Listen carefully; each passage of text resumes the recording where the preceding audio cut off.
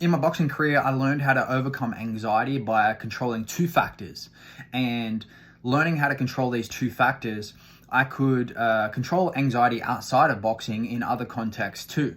So as a teenager, I would listen to Alan Watts, and he said a great quote, and it was, "No amount of anxiety is going to make any difference to anything that happens." And this really rang true for me when I was competing as a boxer.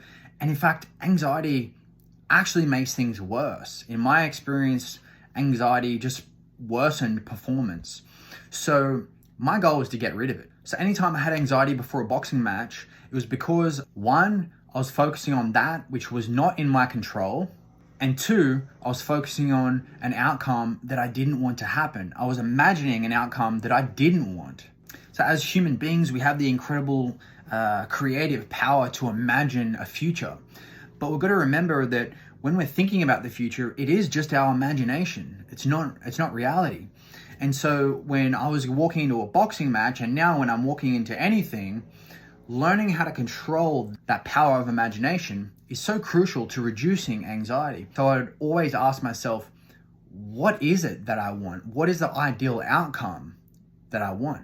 And the other thing was that anytime I noticed I had anxiety, I was focusing on that which is outside of my control. So wondering what the other opponent is going to do, wondering what other people might think, anything else. And in order to reduce that, I would bring myself back to what is it that I control.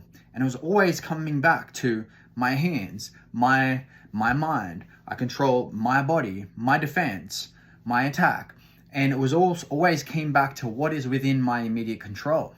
And when I took authority over these things within my control, I took back my sense of power. So I want to finish with a great quote I heard from a man named Naval recently. And he said, "A rational mind can find peace by cultivating indifference to that which is out of their control."